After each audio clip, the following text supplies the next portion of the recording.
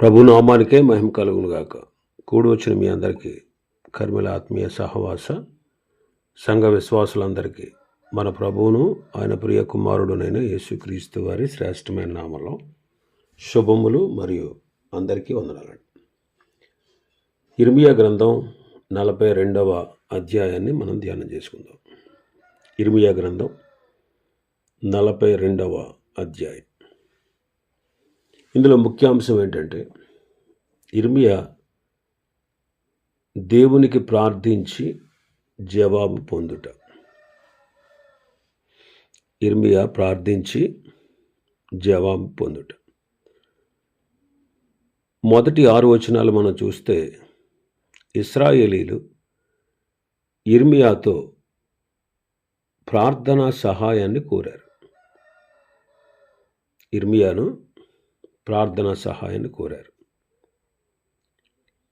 చదువుతాను మొదటి వచనం నుంచి. అంతలో సేనాధిపతులందరూ కారేహ కుమారుడైన యోహానానును, హోషేయ కుమారుడైన యజన్యాయును అల్పులేమి ఘనులేమి ప్రజలందరూ ప్రవక్త అయిన ఇర్మియా యొద్దకు వచ్చి అతనితో ఇలాగ మనవి చేసిరి: మేము ఎంత కొంచెం మంది మిగిలి ఉన్నామో నీవు చూచుచున్నావు కదా. చిత్తగించి మా విన్నపమును నీ సన్నిధికి రానిచ్చి, శేషించి ఉన్న మా అందరి నిమిత్తము నీ దేవుడని యెహోవాకు ప్రార్థన చేయుము. మేము నడవలసిన మార్గమును చేయవలసిన కార్యమును నీ దేవుడగు యెహోవా మాకు తెలియజేయును గాక. కాబట్టి సేనాధిపతులు, అల్పులు, ప్రజలందరూ కారేహ కుమారుడైన యోహానాను ప్రార్థించమని కోరారు. మేము ఎంత తక్కువ మంది ఉన్నామో నువ్వు చూస్తున్నావు కదా. మా అందరి నిమిత్తం నువ్వు నీ దేవుడైన యెహోవాకు ప్రార్థన చేయి. మేము నడవలసిన మార్గం, మేము చేయవలసిన కార్యం ఆయన మాకు తెలియజేస్తాడు. కనుక ప్రార్థన చేయుము అని ప్రార్థనను కోరారు. ప్రార్థన అనేది ఎంతో అవసరం విశ్వాసికి. ప్రతి విశ్వాసి ప్రార్థించవలసిన వాడుగా ఉన్నాడు. మన కొరకే కాదు, అందరి కొరకు మనం ప్రార్థించవలసిన వారంగా ఉన్నాం. అపొస్తలుడైన పౌలు గారు తన పత్రికల్లో మీ కొరకు ప్రార్థించుచున్నాను అని అనేక సందర్భాల్లో వ్యక్తులను ఉద్దేశించి, సంఘాలను ఉద్దేశించి రాశారు ఆయన. అలాగే మా కొరకు కూడా ప్రార్థన చేయుడి అని వారిని కోరారు. మా కొరకు కూడా ప్రార్థన చేయండి అని. కాబట్టి ఈ ప్రార్థన మనకెంతో ఆదర్శం. మనం కూడా అందరి కొరకు ప్రార్థించవలసిన వారంగా ఉన్నాం. అదే విషయాన్ని పౌలు గారు తిమోతికి చెప్పాడు. మనం సంపూర్ణ భక్తి, మాన్యత కలిగి నెమ్మదిగాను సుఖముగాను బ్రతుకు నిమిత్తము అన్నిటికంటే ముఖ్యంగా మనుషులందరి కొరకు, రాజుల కొరకు, అధికారులందరి కొరకు విజ్ఞాపనలు, ప్రార్థనలు, యాచనలు, కృతజ్ఞతాస్తుతులు చెయ్యవలనని హెచ్చరిస్తున్నాను. ఇది మంచిది, మన రక్షకుడైన దేవుని దృష్టికి అనుకూలమైనది ఉన్నది అంటారు పౌలు గారు. కాబట్టి మనం సంపూర్ణ భక్తి, మాన్యత కలిగి నెమ్మదిగా సుఖంగా బ్రతకాలంటే మనుషులందరి కొరకు, అన్నిటికంటే ముఖ్యమైనది ప్రార్థన అని చెబుతూ, మనుషులందరి కొరకు, రాజుల కొరకు, అధికారులందరి కొరకు విజ్ఞాపనలు, ప్రార్థనలు, యాచనలు, కృతజ్ఞతాస్తుతులు చేయాలి అని హెచ్చరిస్తున్నాడు పౌలు గారు తిమోతిని. ఇది మంచిది, మన రక్షకుడైన దేవుని దృష్టికి అనుకూలమైనది ఉన్నది అంట. ఇంకా ఎఫెసీ పత్రికలో చెప్తారు పౌలు గారు. ఎఫెసీ పత్రిక 6వ అధ్యాయం 18వ వచనం. ఆత్మ వలన ప్రతి సమయమునందును ప్రతి విధమైన విజ్ఞాపనను ప్రార్థనను చేయుచు ఆ విషయమై సమస్త పరిశుద్ధుల నిమిత్తమును పూర్ణమైన పట్టుదలతో విజ్ఞాపన చేయుచు మెలకువగా ఉండండి. సమస్త పరిశుద్ధుల నిమిత్తము పూర్ణమైన పట్టుదలతో విజ్ఞాపన చేయండి. కాబట్టి అందరి కొరకు విజ్ఞాపన హస్తాలతో ప్రభు సన్నిధిలో మనం ప్రార్థించవలసిన వారంగా ఉన్నాం.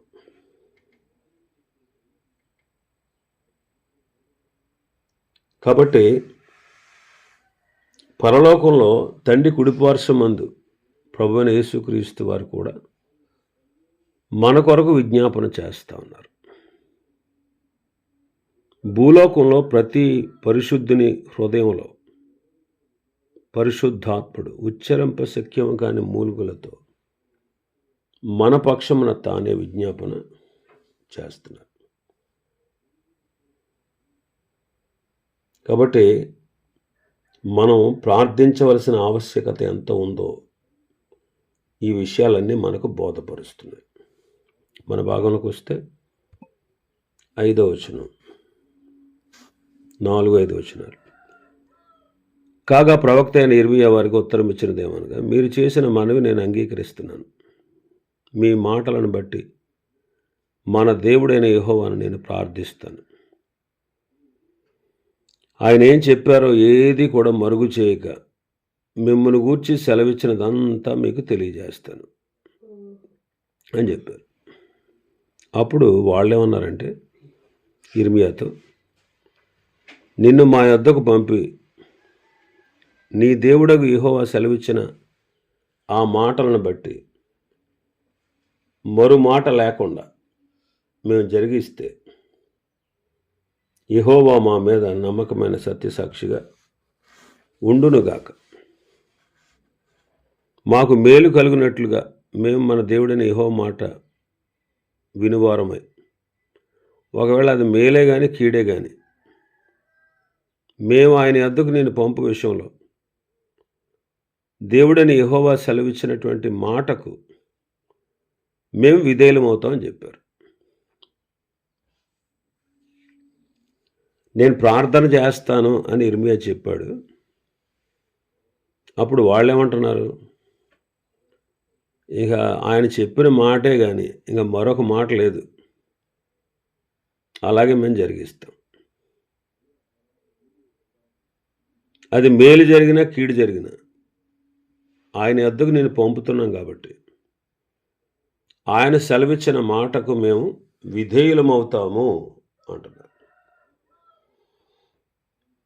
దేవుని జవాబు ప్రకారం మేము చెప్పినట్టు చేస్తామని చెప్పారు. నిర్గమాకాండం 24లో కూడా ఇశ్రాయేలీలు మోషేతో అలాగే అన్నారు. నిర్గమాకాండం 24:7. అతడు నిబంధన గ్రంథమును తీసుకుని ప్రజలకు వినిపింపగా వారు యెహోవా చెప్పినవన్నీ చేయుచు విధేయులమయ్యుందుము అన్నారు. కానీ ఆ ప్రమాణాన్ని వాళ్ళు నెరవేర్చలేకపోయారు. కానీ ఈనాడు మనం దేవుని మాట ప్రకారంగా చేయాలి. పరిచారకులను చూచి మరియా అంటారు, ఆయన మీతో చెప్పినది చేయండి అంటారు. ద్రాక్షారసం అయిపోయినప్పుడు పెండ్లి విందులో ఆయన మీతో చెప్పినది చేయుడి. ప్రభు మాట ప్రకారంగా మనం చేసేవారుగా ఉండాలి. అలా చేస్తే బండ మీద కట్టిన బుద్ధిమంతుడు ఇల్లు కట్టినట్టుగా ఉంటుంది. మనం దేవుని మాట వింటే, వినకపోతే ఇసుక మీద కట్టిన బుద్ధిహీనుడిలాగా ఉంటుంది. మరి ఏ ఇల్లు గట్టిగా ఉంటుంది, ఏ ఇల్లు పడిపోద్దో మనకు తెలుసు. ఇంకా 6వ వచనంలో వాళ్ళు ఏమన్నారు? మాకు మేలు కలిగినట్లుగా మేము దేవుడైన యెహోవా మాట విని అది మేలైన కీడైన నిన్ను ఆయన యొద్దకు మేము పంపుతున్నాం కాబట్టి ఆయన సెలవిచ్చిన మాటకు విధేయులం అవుతామని జవాబిచ్చారు. ఈనాడు మనం కూడా దేవుని మాటకు విధేయులం అవ్వాలి, వాక్యానుసారంగా నడవాలి. మొట్టమొదటి మానవుని యొక్క అవిధేయత ప్రపంచంలో ఉన్నటువంటి మానవుల్ని పాపులుగా చేసింది. మొదటి ఆదాము అవిధేయత. కానీ కడపటి ఆదాముగా వచ్చిన క్రీస్తు యొక్క విధేయత ఆయన అంగీకరించిన వారికి, ఆయన యందు విశ్వాసం ఉంచిన వారిని నీతిమంతులుగా చేసింది. మరి మనం కూడా విధేయులం అవ్వాలి, రక్షణ కొరకు విధేయులం అవ్వాలి, పరిశుద్ధుల మగుట కొరకు విధేయత చూపాలి. ఈ జీవితకాలం అంతా మనం ఆయనకు విధేయులం అవ్వాలి. ఈ జీవితకాలం అంతా కూడా. కాబట్టి రక్షణ కొరకే కాదు,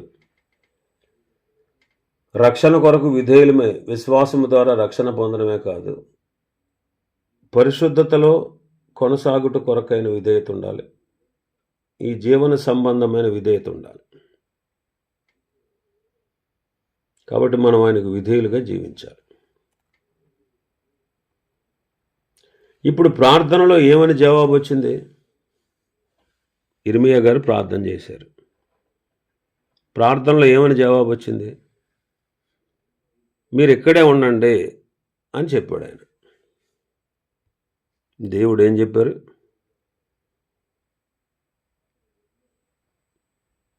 పది దినాలు అయిన తర్వాత ప్రార్థన చేశాడు ఇర్మియా.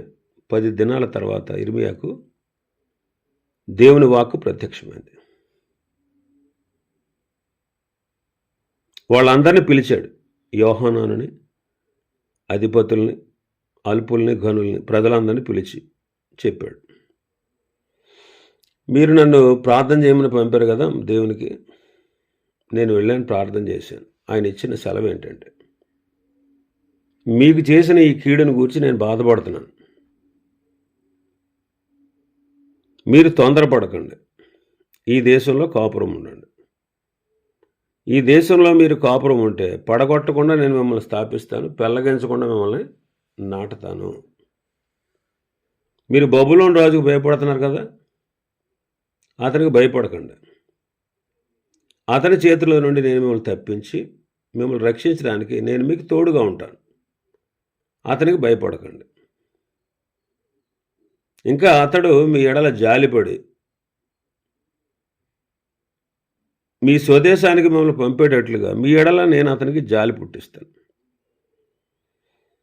అయితే మీరు మీ దేవుడైన యెహోవా మాట వినకుండా, ఈ దేశమందు కాపురం ఉండకుండా, మనం ఐగుప్తుకు వెళ్ళిపోదాం, అక్కడ యుద్ధము చూడకుండా, బోరధ్వని వినకుండా, ఆహారం లేమి కానీ ఆకలి కానీ ఏది లేకుండా ఉంటాం.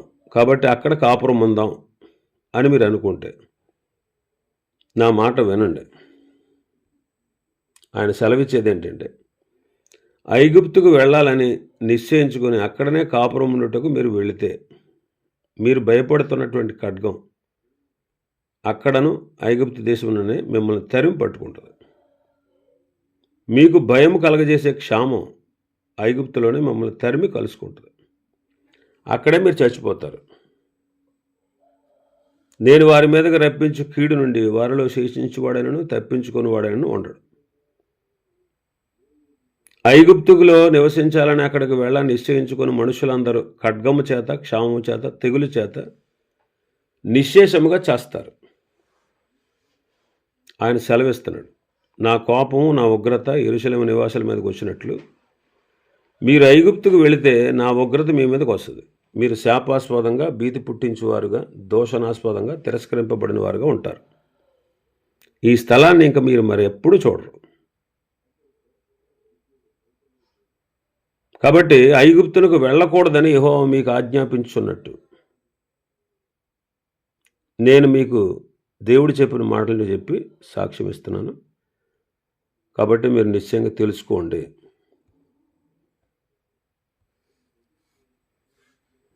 మరి మీరే కదా అన్నారు,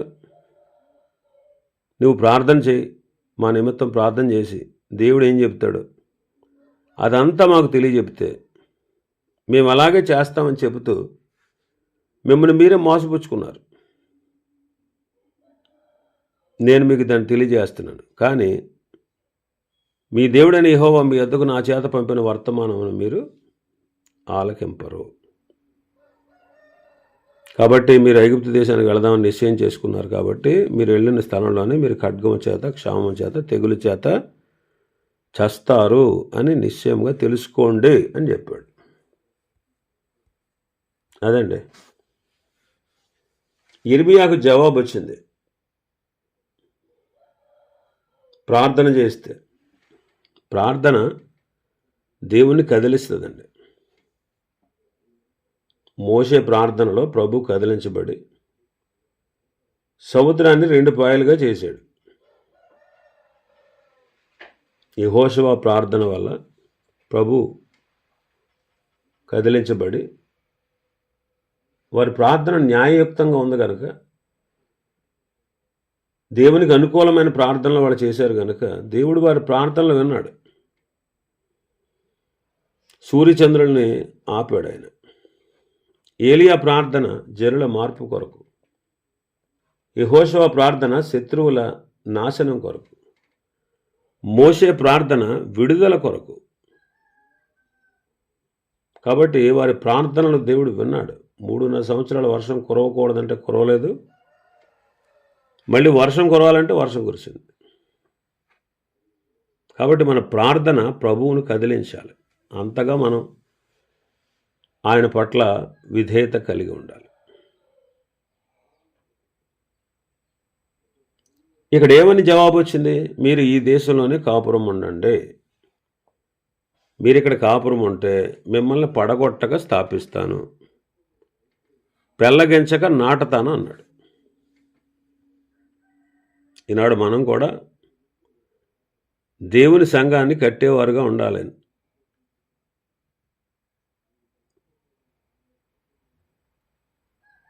దేవుని గృహాన్ని మనం కట్టాలి. కానీ మనం పడగొట్టేవారుగా ఉన్నామా, సంఘాన్ని కట్టేవారుగా ఉన్నామా, మనల్ని మనం పరీక్షించుకోవాలి. ప్రభు ద్వారా మనం నాటబడిన మొక్కలం. దుష్టుడు కూడా నాటే పనిలో ఉన్నాడు. గోధుమలు వేసిన తర్వాత గురుగులను కూడా విత్తాడు వాడు. ఆయన పెళ్ళగించే సమయం రాబోతా ఉంది. ఫిలిప్పు గారు సమరయ పట్టణంలో ప్రకటిస్తూ ఉంటే గారడి సీమోను వాడు కూడా బాప్తీసం పొందాడు. కానీ మారు మనసు లేదు వాడికి, మారు మనసు లేదు. కాబట్టి సంఘములో మారు మనసు లేని వాళ్ళు ఎంతోమంది ఉంటారు. వాళ్ళు ప్రభు చేత పెళ్ళగించబడి తర్వాత కాలం అగ్నిగుండంలో వేయబడతారు. అయితే ఇక్కడ ఇర్మియా గారు ఆయన మాట వినండి అన్నారు. ఆయన మాట వింటే కట్టబడతాం, నాటబడతాం, లేకపోతే పడగొట్టబడి పెళ్ళగించబడతాం. కాబట్టి మీరు ఐగుప్తు దేశానికి వెళ్ళారంటే శిక్షకు పాత్రలు అవుతారు.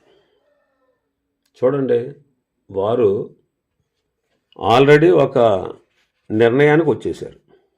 ఏంటి ఆ నిర్ణయం? ఐగుప్తు దేశానికి వెళ్ళిపోదాం, అక్కడైతే మనకి భయం ఉండదు, అక్కడైతే ఖడ్గం ఉండదు, అక్కడైతే కరువు ఉండదు, అక్కడైతే మరణం ఉండదు, అక్కడైతే ఈ భయం ఏది ఉండదు, వెళ్ళిపోదామని ముందు నిర్ణయం చేసేసుకున్నారు. చేసుకుని ప్రభు దగ్గరకు వచ్చి ఏం చెబుతారో ఆయన చెప్పినట్టు చేస్తామని చెప్పి వాళ్ళే మోసం చేసుకున్నారు. ఆల్రెడీ డిసైడ్ అయిపోయి ఐగుప్తుకు వెళ్దామనే నిర్ణయం చేసేసుకుని ప్రభువుని అడిగారనమాట, మొక్కుబడిగా ఏదో అడగాలి కాబట్టి అన్నట్టు. మనం కూడా చూడండి, దేవుని చిత్తం చేద్దాం అనుకుంటాం. కానీ ఏం చెప్తాం? ఇదిగో ప్రభు ఇలా చేయాలనుకుంటున్నాను నేను, నీవు దీన్ని శాంక్షన్ చేయన్నట్టు చెప్తాం.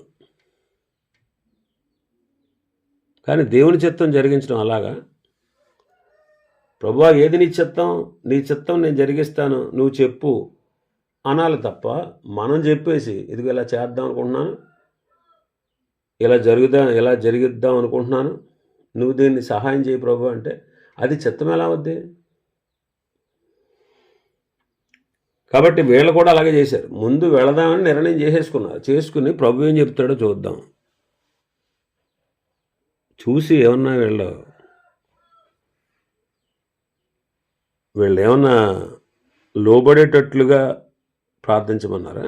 చూడండి, గత అధ్యాయం అంటే 41వ అధ్యాయంలో చూస్తే ఆఖరి వచనాలు 16 నుంచి 18లో చూస్తే ఆఖరి 2 లైన్లు చదువుతాను. వారు కల్దీలకు భయపడి ఐగుప్తునకు వెళ్ళుదమనుకొని బెత్లెహేము దగ్గరనున్న గెతూరు కింహాములో దిగిరి. వెళదామనుకుని బయలుదేరిపోయాడు. అది 43వ అధ్యాయంలో చూడండి, 43వ అధ్యాయం 6వ వచనంలో, మరియు కారేహ కుమారుడైన యోహానాను సేనల అధిపతులు యెహోవా మాట వినని వారై యోధా దేశంలో నివసించుటకు తాము తరిమివేయబడిన ఆయా ప్రదేశం నుండి తిరిగి వచ్చిన యూదుల శేషమును అనగా రాజదేహ సంరక్షకులకు అధిపతి నెబూజరదాను కుమారుడైన షాఫాను కుమారుడైన అహీకాము కుమారుడు గెదల్యాకు అప్పగించిన పురుషులను, స్త్రీలను, పిల్లలను, రాజకుమార్తెలను, ప్రవక్తలకు ఇర్మియాను, నేరియా కుమారుడు బారుకును తోడుకుని పోయి ఐగుప్తు దేశంలో ప్రవేశించిరి. వింటా ఉన్నారు కదా, కానీ ఏం చేశారు? ఐగుప్తుకు వెళ్ళిపోయారు. ఐగుప్తుకు వెళదామని ముందు నిర్ణయించుకున్నారు. తర్వాత ఐగుప్తుకు వెళ్ళిపోయారు. ఏదో మొక్కుబడిగా ప్రభువుని ప్రార్థించమని ఇర్మియాను కోరారు. ఇర్మియా ప్రార్థన చేశాడు. ప్రభు ముందే చెప్పాడు, మీరు వెళ్ళే దేశంలో ఖడ్గము చేత, కరువు చేత, క్షామం చేత చేస్తారు. మీరు అనుకుంటున్న ఖడ్గం అక్కడ కూడా వస్తుంది, మీరు భయపడుతున్న కరువు అక్కడ కూడా ఉంటుంది. మీరు ఒకవేళ ఐగుప్తుకు వెళ్ళారా మళ్ళీ తిరిగి అన్నడు ఈ దేశానికి రారు అని ప్రభువు ముందే చెప్పాడు. వాళ్ళు వింటామని అన్నారు కానీ వినే రకం కాదు. ఈనాడు మనం కూడా అంతే, వింటాము అనుకుంటాం కానీ వినాలనుకుంటాం వినం. ప్రభు చెప్పేది ఒకటైతే మనం ఇంకోటి చేస్తాం. అందుకే మనం అనేకమైనటువంటి ఇబ్బందులకు గురవుతూ ఉంటాం. కాబట్టి ప్రభు చెప్పినట్టుగా మనం చేయాలి. ఇవి ఈ అధ్యాయం ఉన్నటువంటి విషయాలు. ప్రభు చిత్తమైతే రేపటి దినం మరొక అధ్యాయాన్ని ధ్యానం చేసుకుందాం. దేవుడి వర్తమాన వాక్యాన్ని మన వెనుకడిలో ఆశీర్వదించును గాక. ఆమేన్.